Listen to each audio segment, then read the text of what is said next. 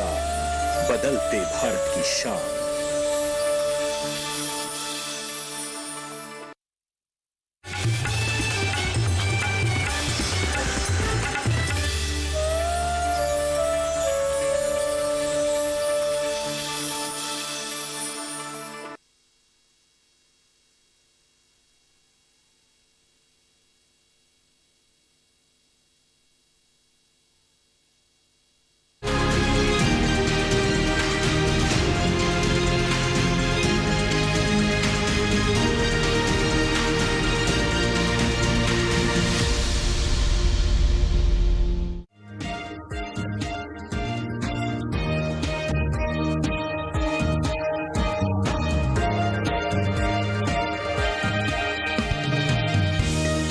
किसान की विरासत, धरती के वनस्पति संसाधन, एक अधिकार जिसका दुनिया भर के देश करते हैं सम्मान।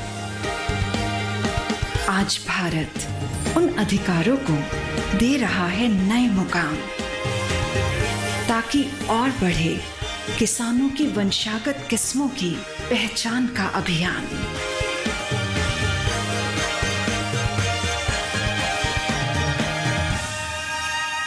नमस्कार किसान भाइयों बहनों, आप देख रहे हैं दूरदर्शन किसान। कृषि दर्शन की एक नई कड़ी में मैं आदिति शर्मा आप सभी का स्वागत करती हूं।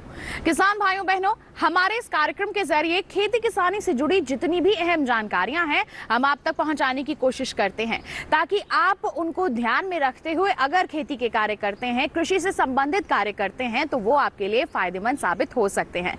बता दें, हमारे तीनों सेगमेंट्स विज्ञान और किसान, कृषि स्टार्टअप और फार्मिंग इंडिया के जरिए आज हम आपको बताने वाले हैं दूध उत्पादन और प्रसंस्करण के बारे में। साथ ही आपकी मुलाकात करवाने वाले हैं जयपुर के एक सफल किसान से, और साथ ही हमारी सरकार की कुछ अनूठी पहल के बारे में भी आपको जागरूक करेंगे। तो फिर आइए आज के अंक की शुरुआत करते हैं।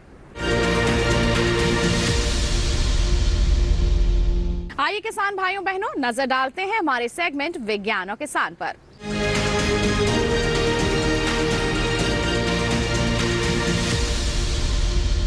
आज के हमारे सेगमेंट में हम बात करने वाले हैं दूध उत्पादन के बारे में।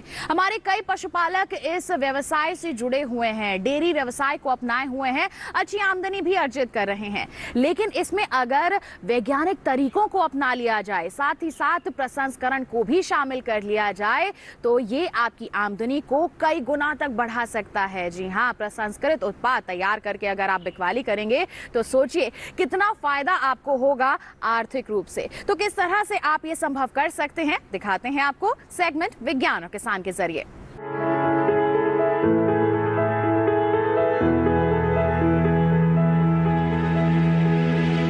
भारत दुनिया में सबसे अधिक दूध उत्पादन करने वाला देश है। सन 2013-14 में हमारे देश में दूध का कुल उत्पादन 137.6 मिलियन टन हुआ।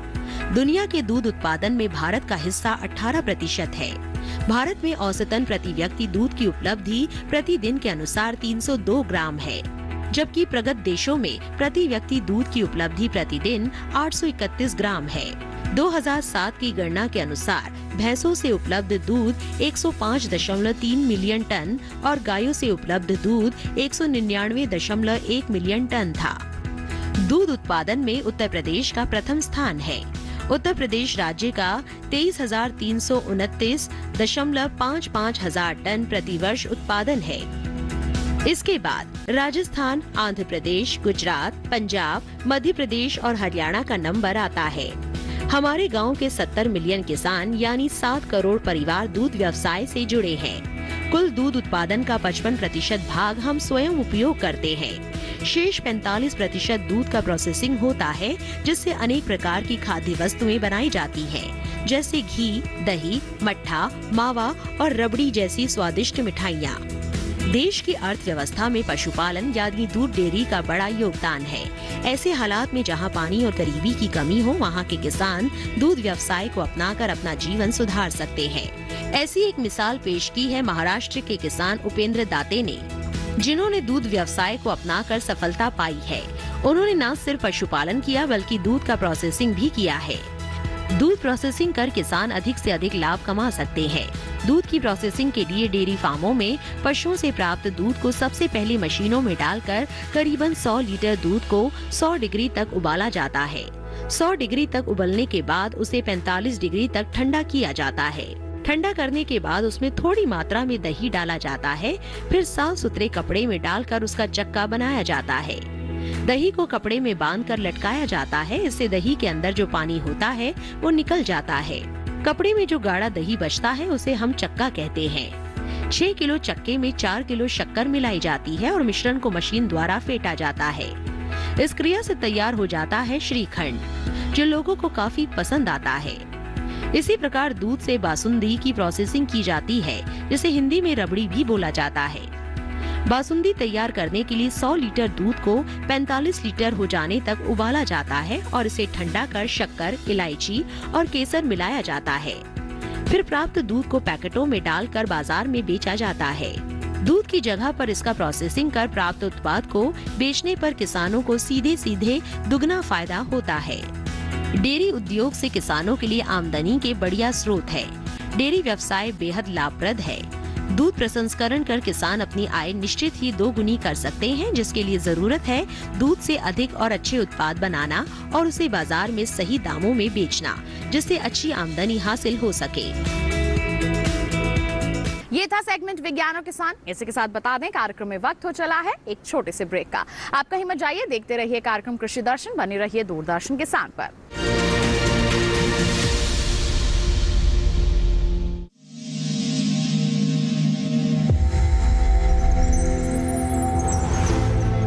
आत्मनिर्भर किसान भारत की शान। उत्पादन में आत्मनिर्भर होने के साथ साथ फसल की कटाई के उपरांत उपज की हानि को रोकने, ग्रामीण क्षेत्रों में रोजगार सृजन करने और बीज से बाजार तक के विजन को मजबूती देने के उद्देश्य से 1 वर्ष पूर्व माननीय प्रधानमंत्री श्री नरेंद्र मोदी जी ने एक महत्वाकांक्षी केंद्रीय योजना एग्रीकल्चर इंफ्रास्ट्रक्चर फंड की शुरुआत की।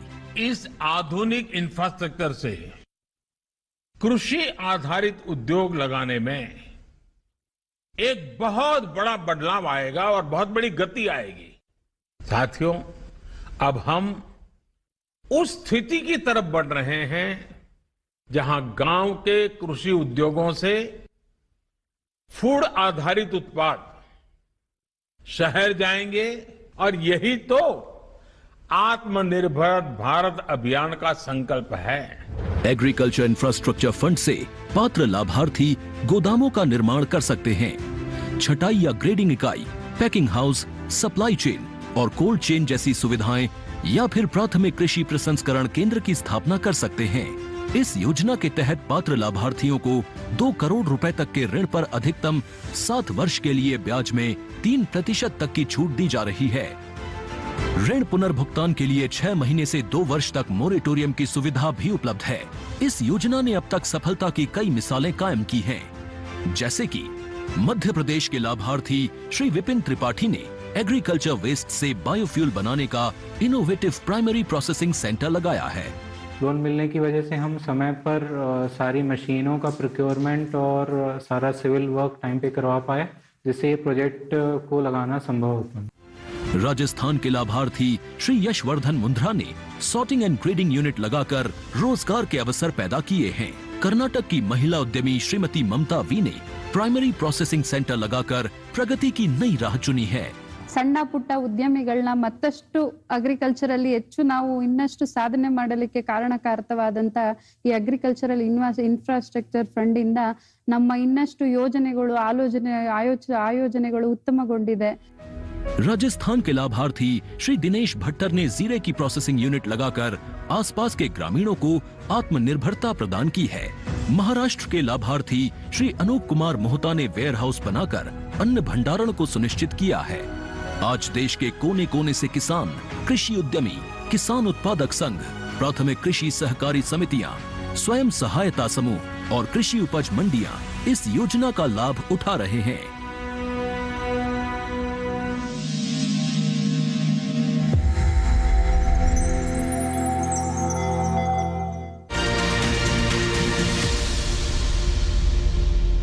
ब्रेक के बाद दूरदर्शन किसान के कार्यक्रम कृषि दर्शन में आप सभी का फिर से स्वागत। आइए अब आपको दिखाते हैं हमारा सेगमेंट कृषि स्टार्टअप।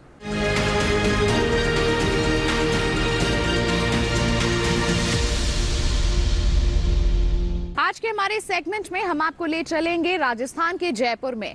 वहां के हमारे सफल किसान खेमाराम चौधरी से आपकी मुलाकात करवाएंगे। बता दें आपको कि ये संरक्षित खेती कर रहे हैं, किस तरह से इन्होंने शुरुआत की, क्यों उन्होंने संरक्षित खेती को ही चुना। आइए इन तमाम बातों के बारे में उन्हीं से जान लेते हैं हमारे सेगमेंट कृषि स्टार्टअप में।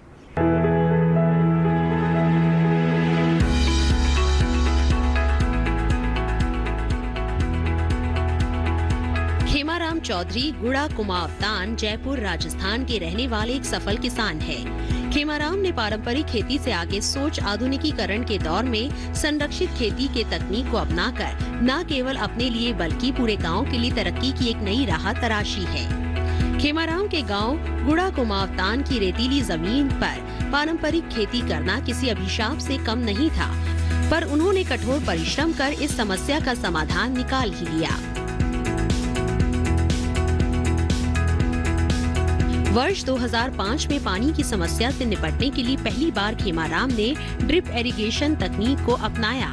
बूंद बूंद सिंचाई करने से पौधों की जरूरत के मुताबिक उन्हें पानी मिला और देखते ही देखते इस तकनीक के जरिए खेमाराम ने अपनी उन्हीं पुराने खेतों में जबरदस्त पैदावार हासिल की। इस तरह इन्होंने कई पीढ़ियों से चले आ रहे खेती के पुराने तरीकों को छोड़कर एक नई तरीके को अपनाने की शुरुआत की।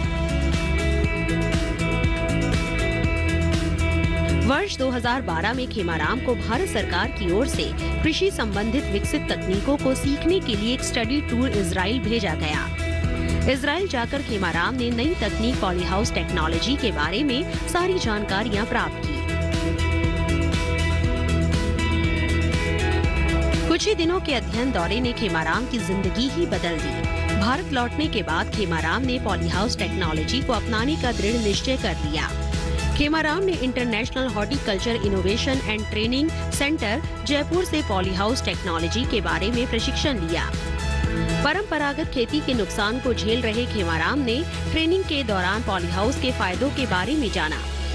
पॉली हाउस एक ऐसा ढांचा है जिसकी संरचना सुरंग की तरह की जाती है, जिसमें तापमान, आर्द्रता, मौसम व जलवायु से जुड़ी दिक्कतों पर काबू पाया जा सकता है। साथ ही जमीन के छोटे हिस्से पर पॉली हाउस लगाकर खेती करने से कई गुना ज्यादा और बेहतर पैदावार ली जा सकती है। खेती के इस विधि से किसान बेमौसम बरसात, कीट पतंगों, ओला, पाला और सूखे जैसी परेशानियों से आसानी से बच जाते हैं। इस संरक्षित खेती के फायदों को जानकर मानो खेमाराम के हाथ कामयाबी की कुंजी लग गई थी, जिससे वे अपनी दुनिया को बदल सकते थे। अपनी बचत के लिए पैसे और बैंक से लोन लेकर इन्होंने अपना पहला पॉली हाउस लगाया और खीरे की खेती करनी शुरू की। खीरे की पहली खेती से ही खेमाराम को जबरदस्त फायदा हुआ। देखते ही देखते खेमाराम ने कुछ वर्षों में ही बैंक से लिए कर्ज को भी चुका दिया। खेमाराम ने खुद ही नहीं बल्कि पूरे इलाके को विकास का रास्ता दिखाया। इनकी कामयाबी के चर्चे अब दूर दूर तक होते हैं। इन्होंने पॉली हाउस लगाने में अन्य किसानों की भी भरपूर मदद की है। खेमाराम ने संरक्षित खेती को अपनाकर कामयाबी की जो मिसाल पेश की है, उसके लिए सरकार ने इन्हें कई पुरस्कारों से नवाजा है। वर्ष 2011 में सरकार के द्वारा इनको प्रगतिशील कृषक पुरस्कार से नवाजा गया। ये था सेगमेंट कृषि स्टार्टअप। इसी के साथ बता दें कार्यक्रम में वक्त हो चला है एक और छोटे से ब्रेक का। आप कहीं मत जाइए, हम जल्द ही हाजिर होंगे। बने रहिए दूरदर्शन किसान पर, देखते रहिए कार्यक्रम कृषि दर्शन।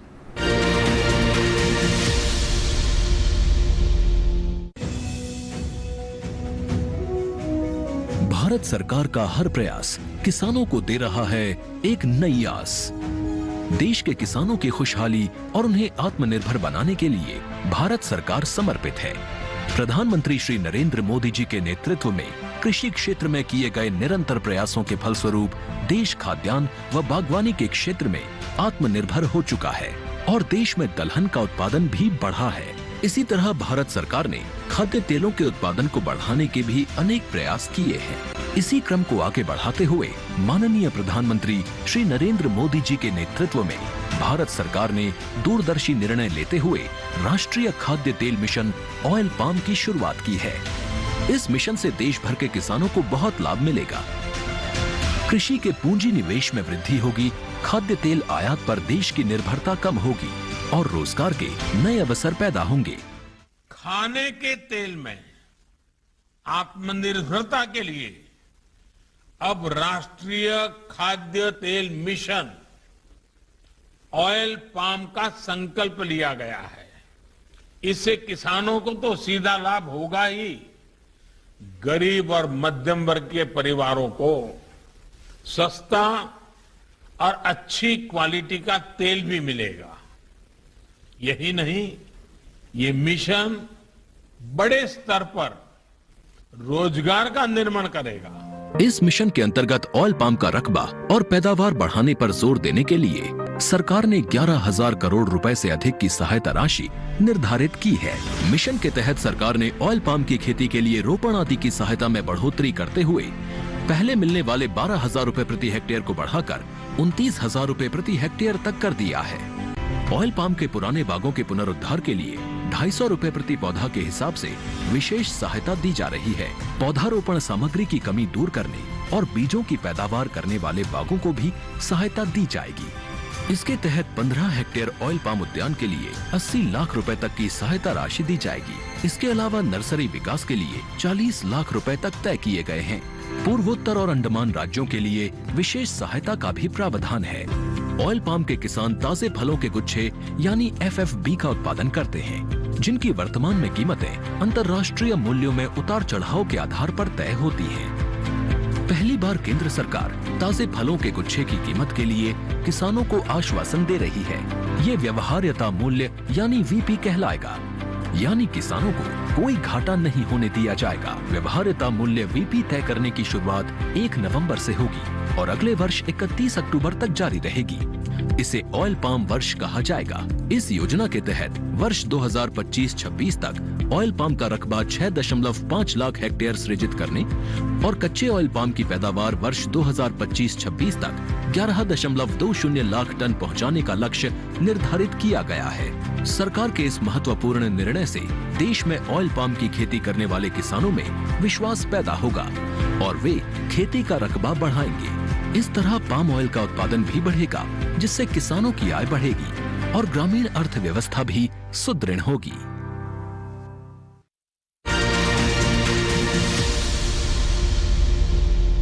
ब्रेक के बाद दूरदर्शन किसान के कार्यक्रम कृषि दर्शन में आप सभी का फिर से स्वागत। आइए अब आपको दिखा देते हैं हमारा अगला सेगमेंट फार्मिंग इंडिया।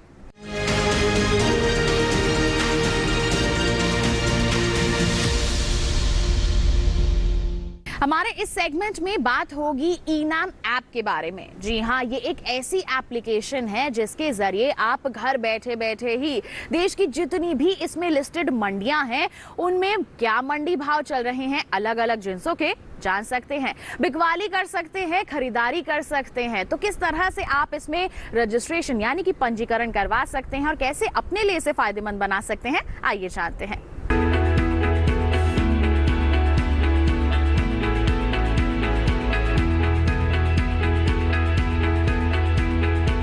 ई-नाम के जरिए आप घर बैठे न केवल APMC से जुड़ी किसी भी मंडी में चल रहा भाव मालूम कर सकते हैं, बल्कि अपनी फसल का सौदा कर सकते हैं और घर बैठे समय पर बिकी हुई फसल का भुगतान भी पा सकते हैं।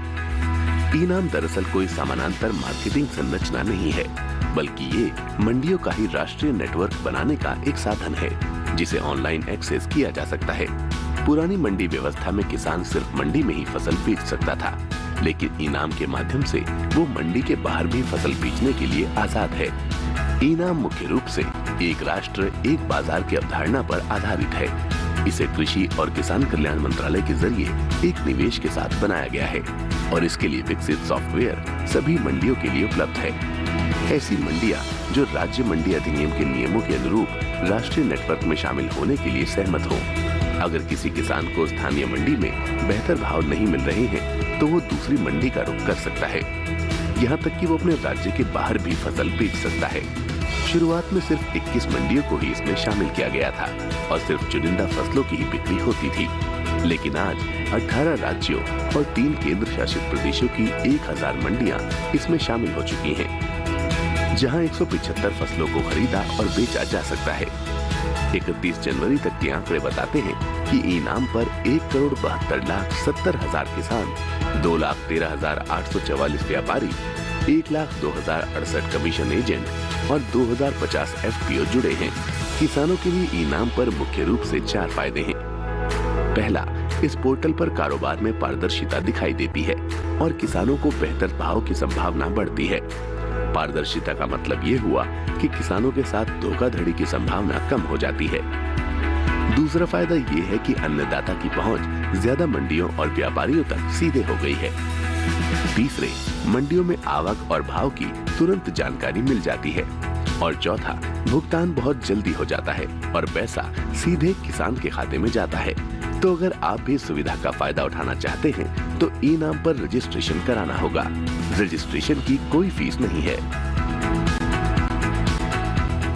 अब आपको बताते हैं मोबाइल सारथी ऐप के बारे में। जी हाँ, ये एक ऐसी एप्लीकेशन है जो किसानों की सारथी बनी हुई है। तो किस तरह के फायदे मिल सकते हैं आपको इस एप्लीकेशन के द्वारा, आइए आपको बताते हैं हमारे सेगमेंट में। किसान सारथी मोबाइल ऐप केंद्रीय कृषि एवं किसान कल्याण मंत्री और केंद्रीय इलेक्ट्रॉनिक्स एवं सूचना प्रौद्योगिकी मंत्री द्वारा संयुक्त रूप से लॉन्च किया गया है। ये ऐप किसानों को उनकी वांछित भाषा में सही समय पर सही जानकारी प्राप्त करने की सुविधा प्रदान करता है।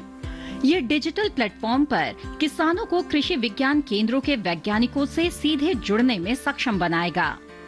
इसके जरिए किसान कृषि और संबंधित क्षेत्रों पर वार्ता करने और खेती किसानी से संबंधित सलाह प्राप्त कर सकेंगे। ये ऐप किसानों को लाइव कॉल, किसान पंजीकरण, मैसेजिंग और नई कृषि सीखने की सुविधा भी प्रदान करता है। किसान सारथी की मदद से किसान अच्छी फसल, उपज की सही रकम और भी कई मूलभूत चीजों की जानकारी हासिल कर पाएंगे। किसान सारथी से मिली जानकारी से किसान और व्यापारी आसानी से फसलों की खरीद और बिक्री कर सकेंगे। इस ऐप की मदद से किसान अपनी फसल और सब्जियों को भी सही दामों पर और सही स्थान पर बेच सकेंगे। किसान सारथी पर किसानों की दैनिक गतिविधियों पर अधिकारियों की भी सीधी निगरानी रहेगी। तो ये था सेगमेंट फार्मिंग इंडिया। इसी के साथ बता दें आज के अंक में बस इतना ही। उम्मीद है जितनी भी जानकारियां आज के कार्यक्रम के माध्यम से आप तक पहुंचाई गई हैं वो आपके लिए लाभकारी साबित हुई होंगी। साथ ही आपको बता दें कि टीवी स्क्रीन पर एक QR कोड आपको दिखाया जा रहा है। आप इसे स्कैन करके सीधा पहुंच सकते हैं हमारे YouTube चैनल पर। दोबारा हमारा ये कार्यक्रम आप देख सकते हैं। साथ ही ईमेल ID भी आप नोट कर लीजिए। ईमेल ID है krishiddarshanddd@gmail.com। अगर आप कोई पत्र लिखना चाहते हैं तो पता भी नोट कर लीजिए। हमारा पता है कृषि दर्शन, कमरा नंबर 58, CPC दूरदर्शन, खेलगांव, नई दिल्ली 110049। तो इसी के साथ हमें दीजिए इजाजत। अगले अंक में फिर होंगे हाजिर, लेकिन आप बने रहिए दूरदर्शन किसान पर। नमस्कार।